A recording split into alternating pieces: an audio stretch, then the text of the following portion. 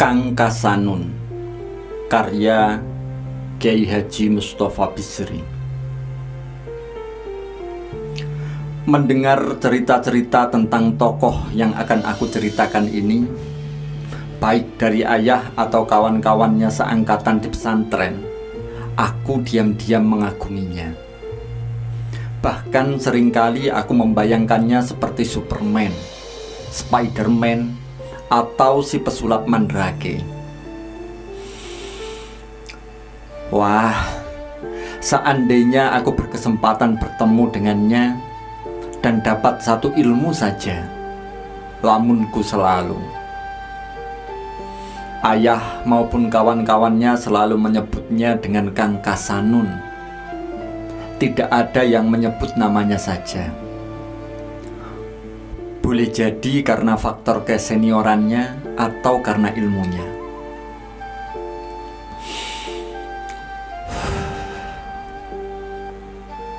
Kiai Mabrur, guruku ngaji Quran dan salah seorang kawan ayah di pesantren, paling semangat bila bercerita tentang Kang Kasanun.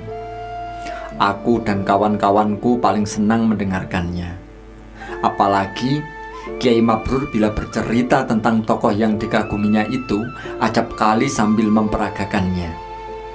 Misalnya ketika bercerita bagaimana Kang Kasanun dikeroyok para begal, Kiai Mabrur memperagakan dengan memperlihatkan jurus-jurus silat.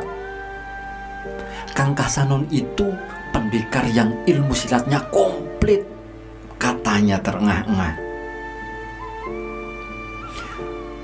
Yang saya peragakan itu tadi jurus silat Cibadak. Jurus yang digunakan Kasanun membengkuk 7 begal yang mencekatnya di perjalanan. 7. Dan Kang Kasanun sendirian. Bayangkan, kami sendiri, saya dan beberapa kawan yang berminat, setiap malam Jumat dia ajari jurus-jurus silat dari berbagai cabang. Tapi mana mungkin bisa seperti dia. Dia itu bahkan mempunyai ilmu cicak. Bila sedang bersilat, bisa nempel dan merayap di dinding.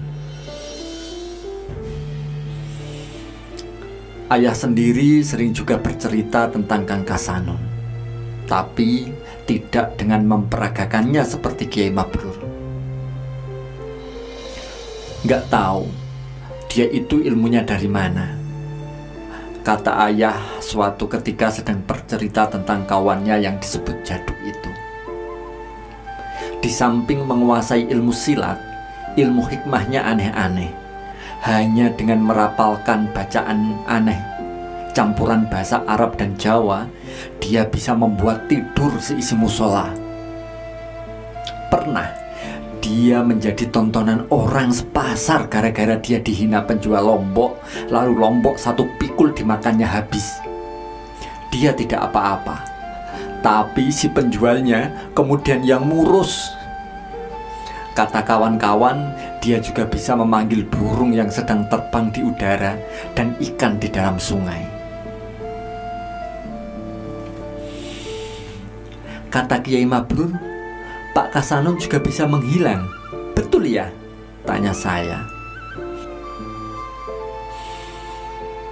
Ayah tersenyum dan pandangannya seperti menerawang ke masa lalunya. Pernah beberapa kawan diajarinya ilmu halimunan. Entah apa. Pokoknya ilmu itu untuk menghilang. Mereka disuruh puasa 7 hari mutih. Artinya bukannya hanya dengan nasi tanpa lauk apa-apa. Lalu ada satu malam ngebleng. Semuanya tidak boleh tidur sama sekali. Ayah juga ikut. Ayah berhenti sejenak, tersenyum-senyum sendiri. Mungkin terbawa kenangan masa lalunya. Baru kemudian melanjutkan ceritanya. Dari sekian banyak orang yang ikut program halimunan itu, hanya ayah yang gagal. Ayah tahu kalau gagal ketika ilmu itu dipraktekkan. Hari itu kami beramai-ramai di bawah pimpinan Kang Kasanun sendiri datang ke toko Cina yang terkenal paling galak di kota. Kang Kasanun berpesan siapapun di antara kami yang nanti di toko masih melihat orang lengkap dengan kepalanya, jangan sekali-kali mengambil sesuatu. Karena tandanya kalau kami sudah benar-benar hilang, tidak terlihat orang, yaitu apabila kepala semua orang tidak nampak. Dan ingat, kata Kang Kasanun, kita bukan niat mencuri, tapi mengamalkan ilmu.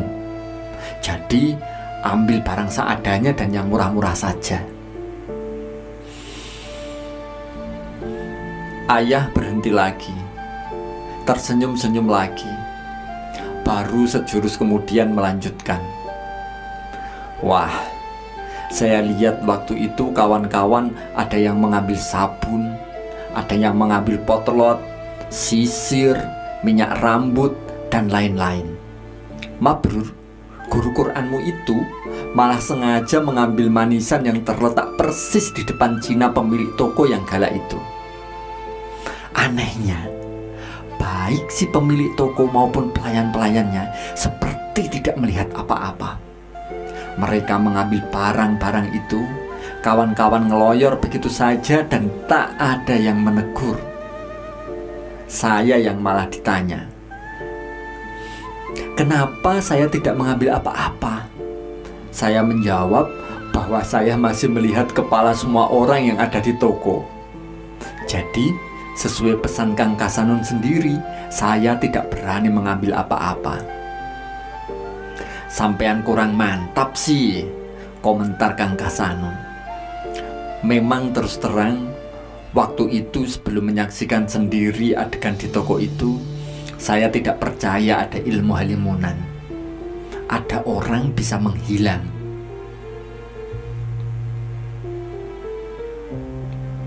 Ada tamu ya, Bu? Tanyaku kepada ibuku yang sedang sibuk membenahi kamar tamu. Iya, jawab ibu tanpa menoleh. Kawan lama ayahmu di pesantren. Beliau akan menginap beberapa malam. Mungkin mau kangen-kangenan sama ayahmu.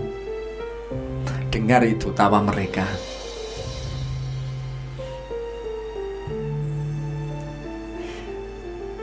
Ya, asik benar tampaknya, timpalku. Tamu dari mana sih, Bu? Kata ayahmu tinggalnya sekarang di luar Jawa. Namanya Kasanun atau siapa gitu. Kasanun? Tanyaku setengah berteriak. Jangan berteriak, bisik ibu. Tapi aku sudah bergegas meninggalkannya. Dari gorden jendela aku mengintip ke ruang tamu. Sekejap aku jadi ragu-ragu. Tamu ayah tidak seperti yang aku bayangkan.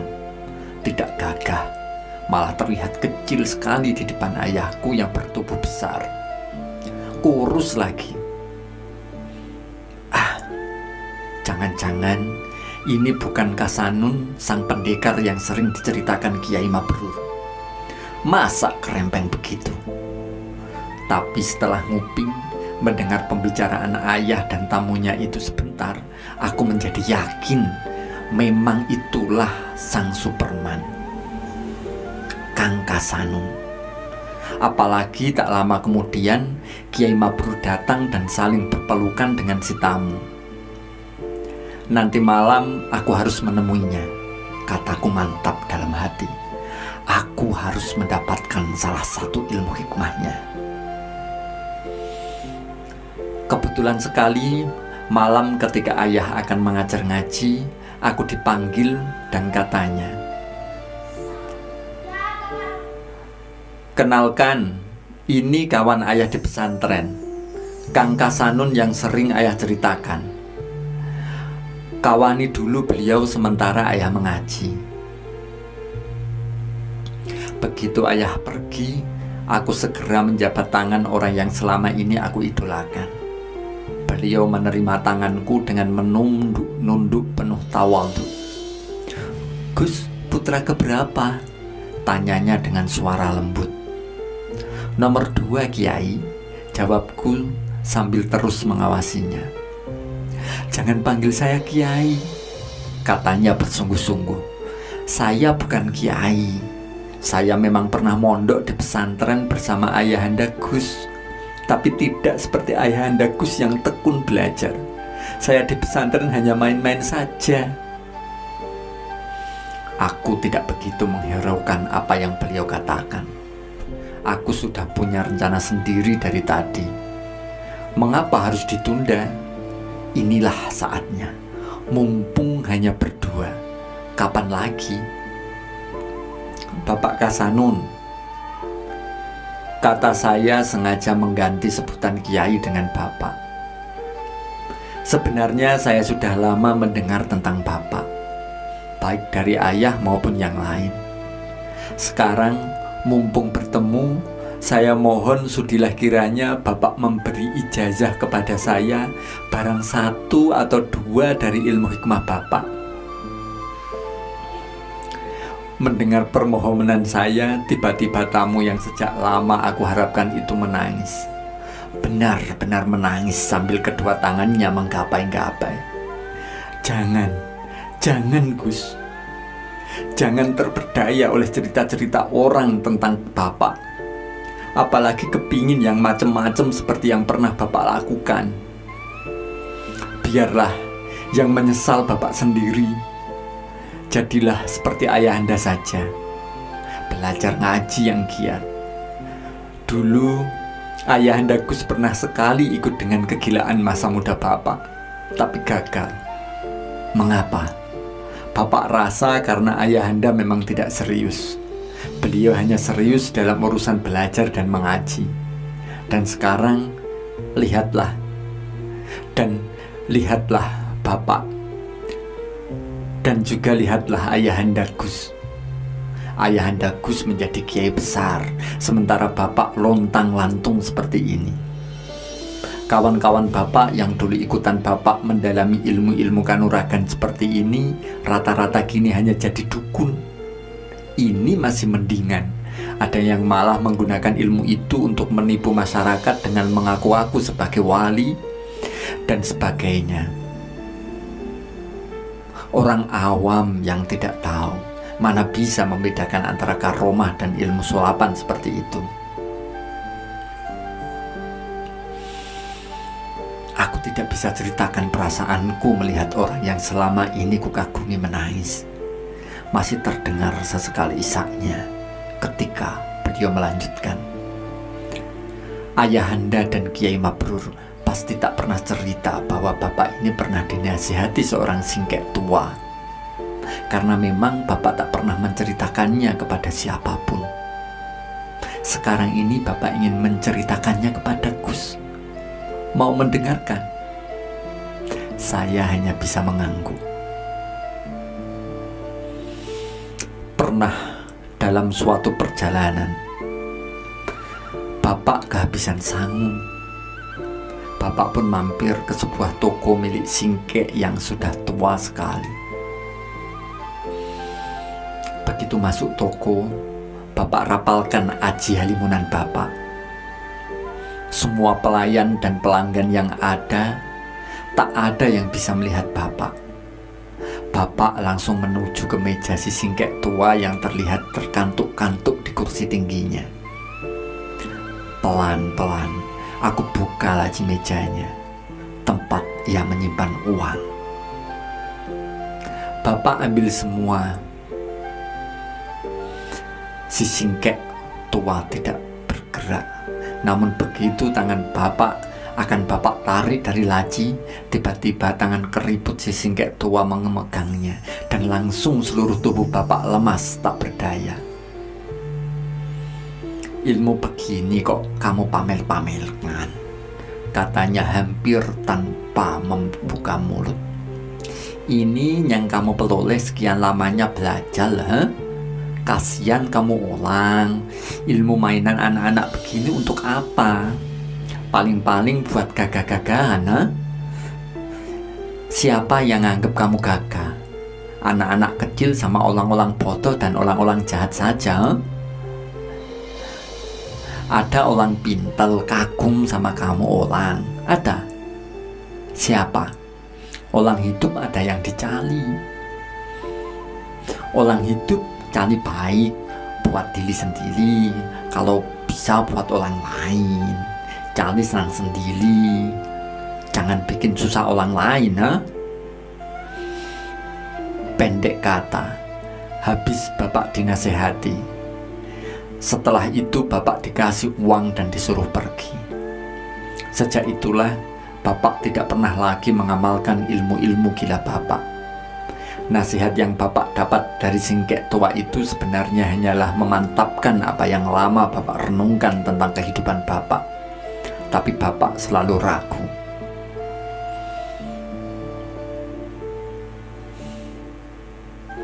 Pak Kasanun memegang kedua tanganku penuh sayang. Katanya kemudian, "Kini bapak sudah mantap. Jalan yang bapak tempuh kemarin salah. Mestinya sejak awal bapak mengikuti jejak ayahanda Gus. Karena itu, sekali lagi, ikutilah jejak ayahanda dan jangan mengikuti jejak bapak ini. Carilah ilmu yang bermanfaat bagi diri Gus dan bagi sesama."